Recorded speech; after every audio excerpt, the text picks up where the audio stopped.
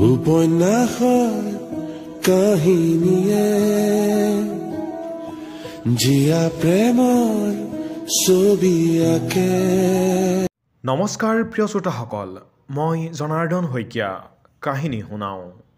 ধাৰাবাহিক উপন্যাস পাঠ অনুষ্ঠানত পাঠ কৰি আছোঁ ৰজনীকান্ত বৰদলৈৰ এখন বুৰঞ্জীমূলক উপন্যাস মনুমতী। এয়া ২১ নং খণ্ড। বন্দীশাল শালে শিঙিয়ে। বৰভোজৰ আগদিনা মিংগি মাহাই যি মুহূৰ্ততে হলকান্ত বৰুৱাক বন্দী কৰালে, সেই মুহূৰ্ততে হলকান্ত বৰুৱাৰ জ্ঞান চকু মুকলি হ'ল।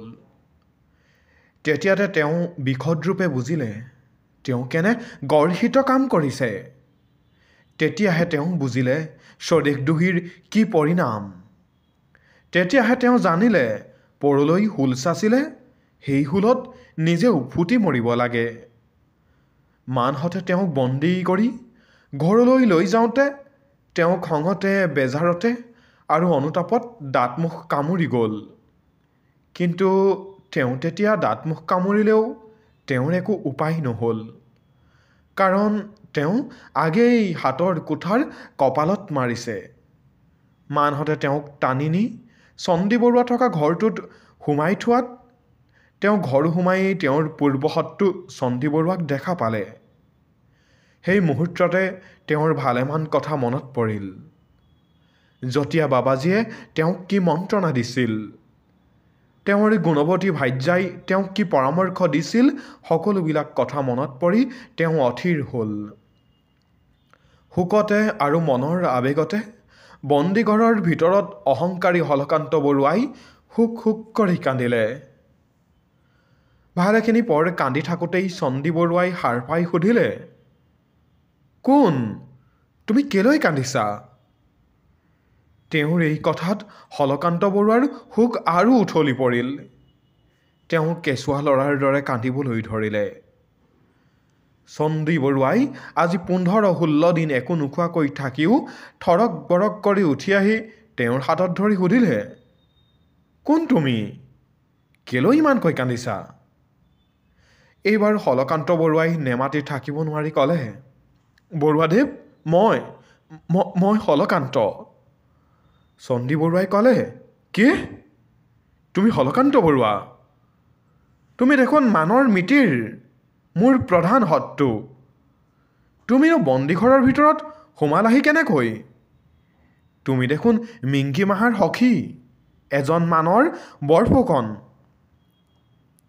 হলকান্ত, বৰুৱাদেৱ, কটাঘাত আৰু কলখাৰ হানে কেলৈ? মই মহাপাতক, মোৰ মুখ সজ্জনে চাব নেপায়। তোমাক হিংসা কৰাৰ ফল মই হাতে হাতে পালোঁ। মই সবংশে নাশ গ'লোঁ। মোক পিশাচতে তোমাৰ দৰেই বন্দী কৰিছে। মানহঁতে আমাক দুয়োকে কাটিব। মৰিবৰ সময়ত তুমি মোৰ সকলো দুখকে ক্ষমা কৰিবা। হলকান্ত বৰুৱাৰ এই কথাত চণ্ডী বৰুৱাৰ মনত কিবা এটা স্বৰ্গীয় ভাৱৰ উদয় হ'ল। তেওঁ হলকান্ত বৰুৱাক একো উত্তৰ নিদি ওপৰলৈ চাই হাত দুয়োখন জুৰি গাবলৈ ধৰিলে, ধ্যায়তু বিষয়ান পুহং সংগতে কুপাজয়তে, সংজ্ঞাত সংজায়তে কাম কামাত ক্ৰোধোহ ভিজায়তে। হলকান্ত বৰুৱাই ক'লে, বৰুৱাদেৱ, মই অতি গৰ্হিত কাম কৰিছোঁ। চন্দ দিবাকৰ থাকে মানে মোৰ অখ্যাতি ৰ'ল। এতিয়া তুমি মোক ক্ষমা কৰা। চণ্ডী বৰুৱাই হলকান্ত বৰুৱাৰ এই কথাত দীঘলকৈ হুমুনিয়া হেতা কাঢ়ি ক'লে, বৰুৱাদেৱ, তোমাৰ হেঁপাহ পলালনে? মইনো এতিয়া তোমাক ক্ষমা নকৰি কি কৰিম? মোৰনো কি উপায় আছে? মানহঁতে আমাৰ সকলোটিকে নাশ কৰিব। এতিয়া মৰিবৰ সময়ত তোমাৰে সৈতেনো সতুৰালি ৰাখি মোৰ কি লাভ হ'ব? তুমিনো কি কৰিছা? সকলো সেই নজনা জনায়েই কৰাইছে। সেই দেখি মই অকপট চিত্তেৰে তোমাক ক্ষমা কৰিলোঁ। চণ্ডী বৰুৱাৰ এই উদাৰ ভাৱত হলকান্ত বৰুৱাই লাজ পালে আৰু মনে মনে থাকিল। এইদৰে বন্দীশালত দুয়ো শত্ৰুৰ পূৰ্বৰ বিৰোধ জুই কৰা নুমাল। এই বিৰোধ আগেয়ে নুমালহেঁতেন যদি তেন্তে আজি আমি এই কাহিনী লেখিবলৈ নেপালোহেঁতেন। কিন্তু ক'লে কি হ'ব? সকলো ঈশ্বৰৰ ইচ্ছা। ঈশ্বৰে যেতিয়া যাক বেয়া কৰিব লাগে তেতিয়া তাৰ মনত সেইদৰে বেয়া বুদ্ধিও দিয়ে। সেই নিশাটো আৰু তাৰ পিছদিনা দিনৰে দিনটো দুয়ো শত্ৰুৱে এইদৰে একেটা ঘৰতে বন্দী হৈ থাকিল। বৰভোজৰ নিশা গধূলিতে 4টামানে তেওঁবিলাকৰ ঘৰ সোমাই চণ্ডী বৰুৱাক হাতত ধৰি সেই ঘৰৰ পৰা উলিয়াই নি শান্তিৰাম ভকত থকা উদং ঘৰটোত থলেগৈ। মিংগি মাহাই দুয়ো বৰুৱাক একেলগে ৰখাটো উচিত নেভাবিয়েই হওক বা আন কোনো কাৰণেই হওক দুয়োকো এইদৰে বেলেগ কৰি থলে। বৰভোজৰ নিশা লাহে লাহেকৈ অতীত হ'বলৈ ধৰিলে। হলকান্ত বৰুৱাই নিজৰ অৱস্থা গমি ভাবি থাকোঁতে থাকোঁতে ৰাতি দুপৰ হ'ল। তেওঁৰ চকুত অলপ টোপনি ধৰিলে। এনেতে তেওঁ গম পালে ঘৰৰ ভিতৰত যেন কোনোবা এটা মানুহ সোমাইছে। তেওঁ কাটিবলৈ কোনোবা মান আহিছে বুলি বৰুৱাই ভয়তে থৰথৰকৈ কঁপিবলৈ ধৰিলে। এনেতে ঘৰৰ ভিতৰত সোমোৱা সেই মানুহজন আহি তেওঁৰ ওচৰ চাপিল আৰু হাতত হাড়ে ভৰিত হাড়ে ফুচফুচ কৰি সুধিলে, আপুনি বৰুৱা হয়নে? হলকান্তই ক'লে, হওঁ। মানুহটোৱে ক'লে, বাপ তেন্তে মোৰ লগত এই হুৰুঙেৰে ওলাই আহক। মানুহজনৰ এই কথাত হলকান্তই ঈশ্বৰক নথৈ লাগিলে আৰু হুৰঙেৰে চোৰৰ দৰে ওলাই দুয়ো লগ লাগি হাবিয়ে হাবিয়ে বাট ল'লে আৰু কিছুমান দূৰ গৈ এজাক মানুহ লগ পালে। ইফালে লক্ষ্মীকান্ত ডেকা বৰুৱাকো সেইদৰে আন এযোৰা মানুহে ঠিক একে সময়তে বৰভোজৰ নিশাই সুৰংগ এটাৰে পলুৱাই নিলে। মানহঁতৰ দেও পূজা, প্ৰতিমা বিসৰ্জন। পিছদিনা ৰাতিপুৱাল মানহঁতৰ সকলোৱেই মুখ হাত ধৰি চেলুৱৈ খাই 10টামান সিহঁতৰ সেনাপতি মিংগি মাহা কাউডেঙৰ ওচৰলৈ গ'ল আৰু সেনাপতিক ক'লে, সেনাপতি কাইলৈ আমাৰ যুঁজলৈ যাব লাগিব নহয়? সেনাপতিয়ে ক'লে, এৰা। মানহঁতে ক'লে, তেন্তে আমাৰ আজি দেও পূজা কৰা যুগুত। সেনাপতি, এৰা, কৰিব লাগে। সেনাপতিৰ এই আদেশ পাই মানহঁতে সিহঁতৰ বাহৰৰ ওচৰতে নৈ পাৰত এখন খোলা কৰিলে।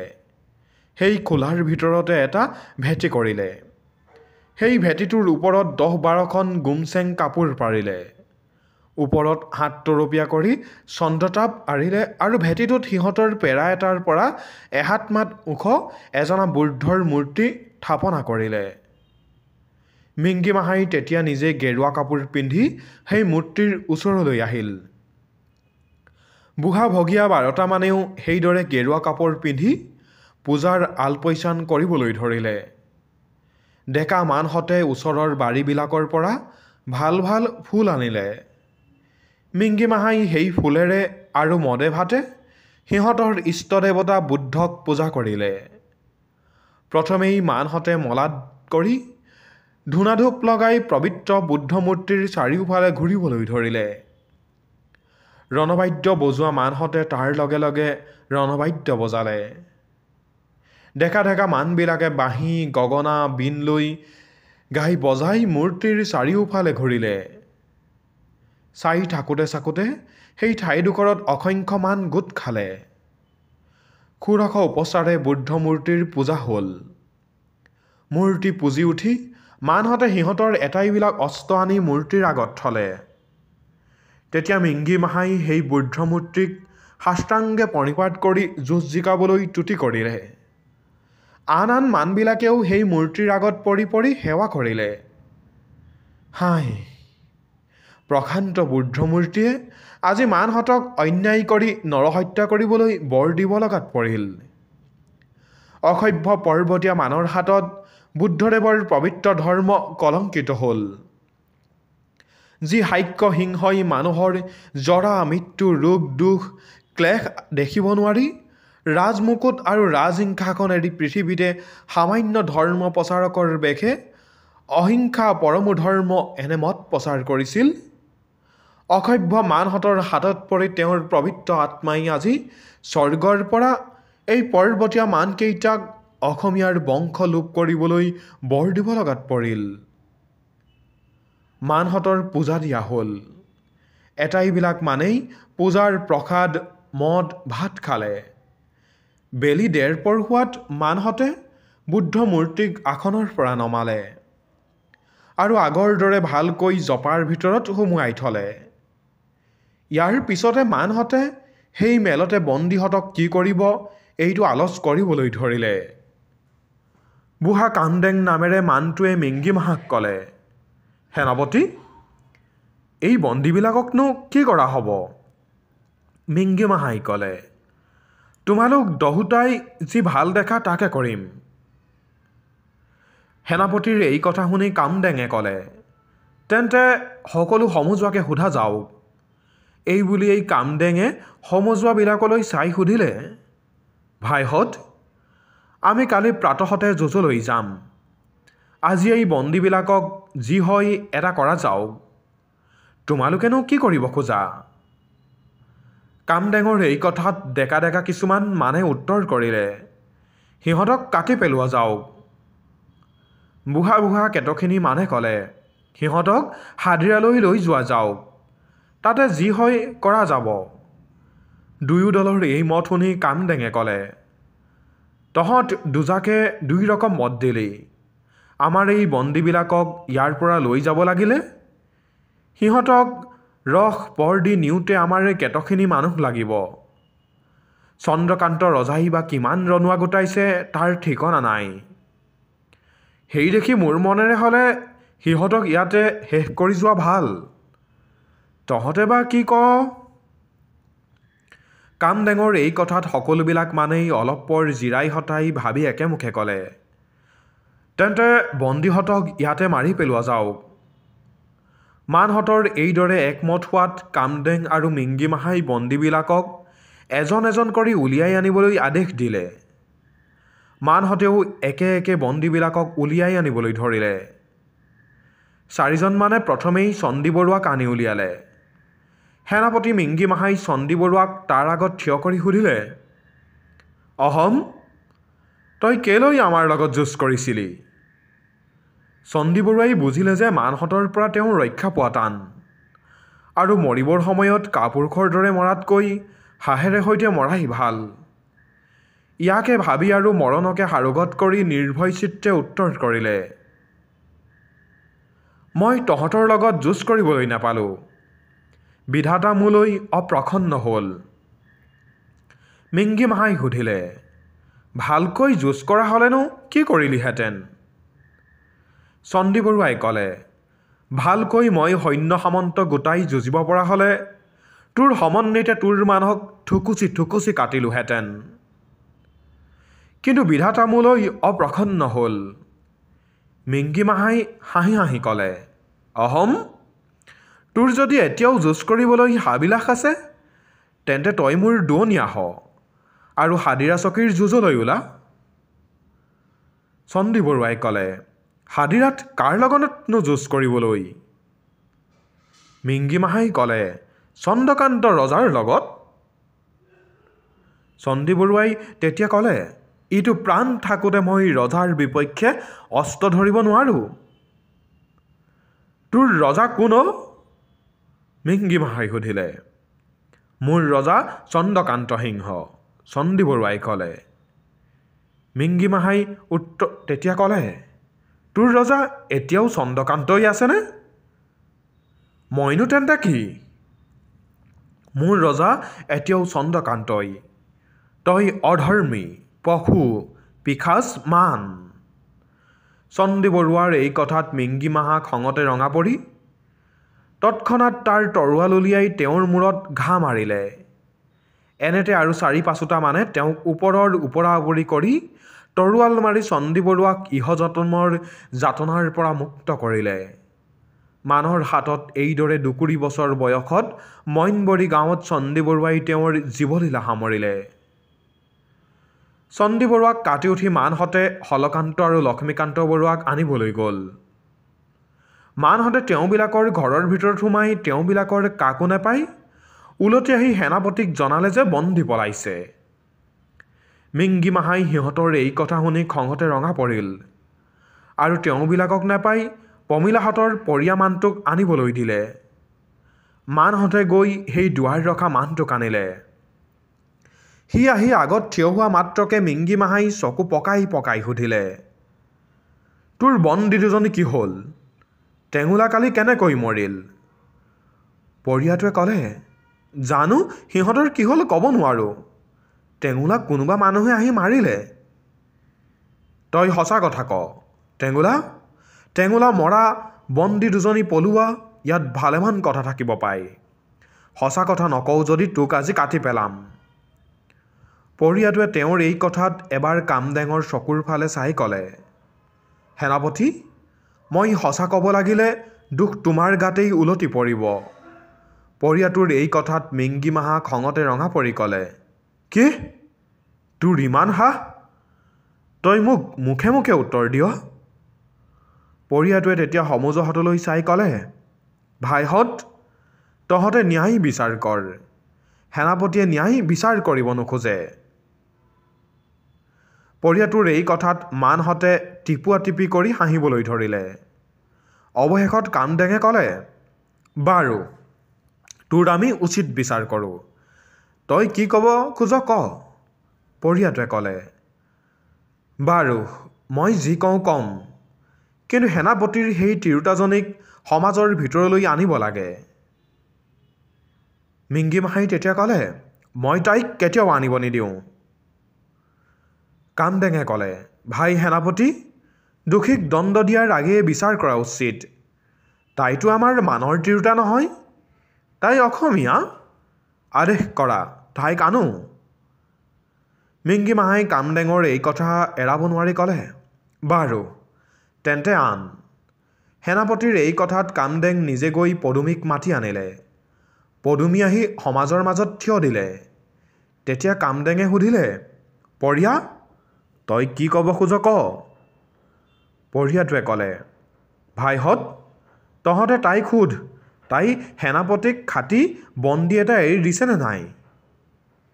তাৰ এই কথাত মিংগিমাহাৰ মনত খঙে আৰু লাজে বেৰিহি ধৰিলে। সি মাতিব নোৱাৰাত পৰিল। একেথৰে লাগি পদুমীৰ ফালে চাই ৰ'ল। পদুমীয়ে উত্তৰ কৰিলে, হয় মই এটা বন্দীক সেনাপতিক খাটি মোকলাই দিছোঁ।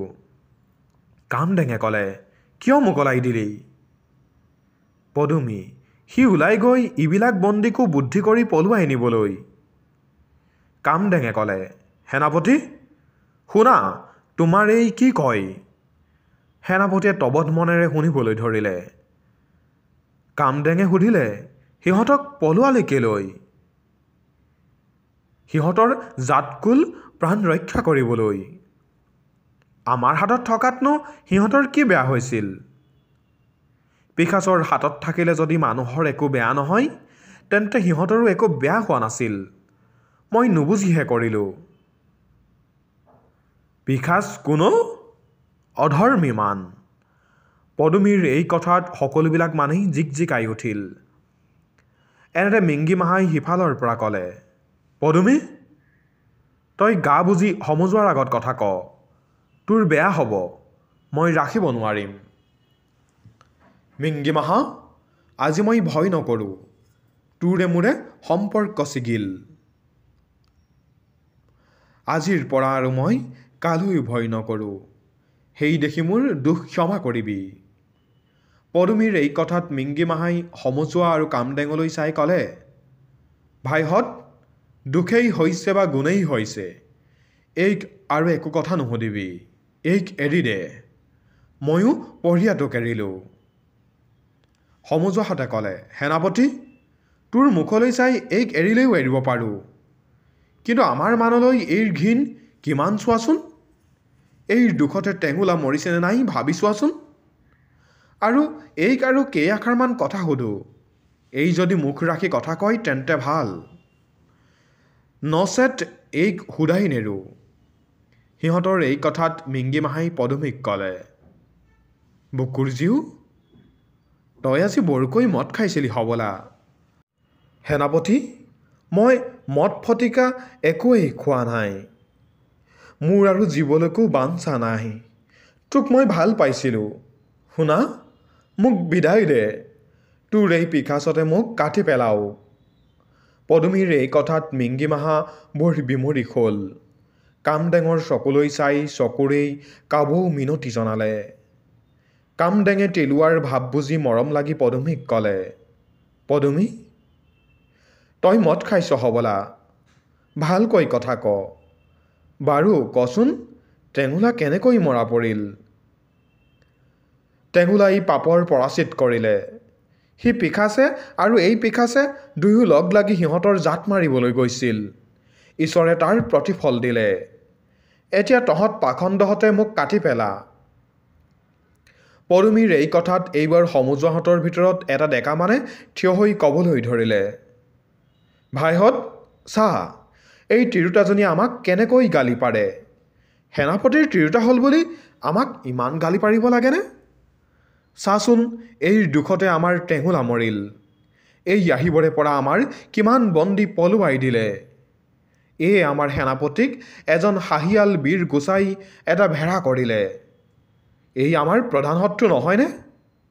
এইক জীয়াই জীয়াই পুৰিব নালাগেনে? এইৰ মঙহ কাউৰী শগুনক দিব নালাগেনে?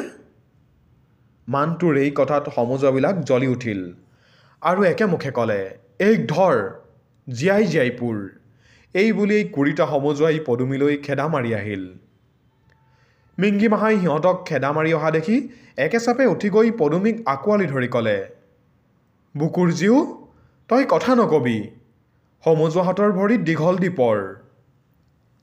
পদুমীয়ে ক'লে, মিংগিমাহা, চাওঁ, তই মোক এৰি দে। এই বুলি কৈয়েই আজোৰ মাৰি তাৰ হাতৰ পৰা ওলাই মানহঁতৰ আগত থিয় হৈ হেঁপাহ পলুৱাই নিৰ্ভয় চিত্ৰে ক'লে, পিশাচহঁত, পাখণ্ডহঁত, ৰাক্ষসহঁত, তহঁতে মোক কাটি পেলা। মোৰ মঙহ কাউৰী শগুনক দে। তেও তহঁতৰ হাতৰ পৰা হাৰো। নৰকীহঁত, অধৰ্মীহঁত, তহঁতে মোক কি কৰিবলৈ নথলি? মোৰ আই, বোপাই, ভাই, ককাই সকলোকে মাৰিলি। মোৰ জাত মাৰিলি। মোৰ সতীত্ব হৰণ কৰিলি। যদি ঈশ্বৰ এজন আছে পৃথিৱীত, যদি পৃথিৱীত ধৰ্ম আছে, তেন্তে নিশ্চয় নিশ্চয় তহঁতে ইয়াৰ প্ৰতিফল পাবি। ঈশ্বৰে কৰে তহঁতৰো ল'ৰা তিৰোতাই আমাৰ দৰেই কান্দিব। ঈশ্বৰে কৰে তহঁতৰো ল'ৰা তিৰোতাৰ আন কোনোবাই এইদৰে জাতকুল মাৰিব। পদুমীৰ এই কথাত মানহঁত খঙতে জ্বলি উঠিল। দহোটা মানে আহি পদুমীক বান্ধিবলৈ ধৰিলে। মিংগিমাহাই চকুৰ লো টুকিবলৈ ধৰিলে। পাঁচোটা মানে আৰু কামদেং আহি আগুৰি ধৰিলে। কামদেঙে ক'লে, সেনাপতি, ক্ষমা কৰিবা, শোক নকৰিবা, তাই মৰক। তাই তোমাৰ নিচিনা বীৰ এটাকো কাপুৰুষ কৰি পেলালে। ভাল হ'ল, আমাৰ আপদ খন্দিল। কাইলৈ আমি হাধিৰালৈ যাম। পঢ়িয়াটোৱে আহি আঁঠুলৈ ক'লে, বীৰ, তাই ভ্ৰষ্টাও, তাই সজাত নাই। সিহঁতৰ কথা শুনি সেনাপতি মনে মনে থাকিল। পদুমীক মানহঁতে বান্ধি ছাতি নি বৰনগৰৰ পৰা ধৰি অনা বন্দীবিলাকৰ লগত একেটা ঘৰতে সুমুৱাই বাহিৰৰ পৰা সেই ঘৰটোৰ দুৱাৰ বান্ধি ঘৰটোত জুই লগাই দিলে। হুম হুম শব্দেৰে অগ্নি জ্বলি উঠিল। বন্দীহঁতে আয়ৌ পুৰিলো মৰিলো ঔ বুলি চিঞৰিবলৈ ধৰিলে। চাই থাকোঁতে থাকোঁতে অভ্ৰংলেহী অগ্নিশিখা জ্বলি উঠিল। জুইৰ হুমহুমনিত হতভগীয়া বন্দীহঁতৰ মাত ক্ৰমে নিজম পৰি গ'ল। এইদৰে সেই মইনবৰী গাঁৱতে পাখণ্ডহঁতে এনেকুৱা ভীষণ নিষ্ঠুৰতা আচৰণ কৰি সিহঁতৰ পিশাচ প্ৰকৃতিৰ চিনাকি দি পিছদিনা হাদিৰালৈ যাত্ৰা কৰিলে। প্ৰিয় শ্ৰোতাসকল, পৰৱৰ্তী খণ্ড শুনিবলৈ আমাৰ সৈতে সংযুক্ত হৈ থাকিব।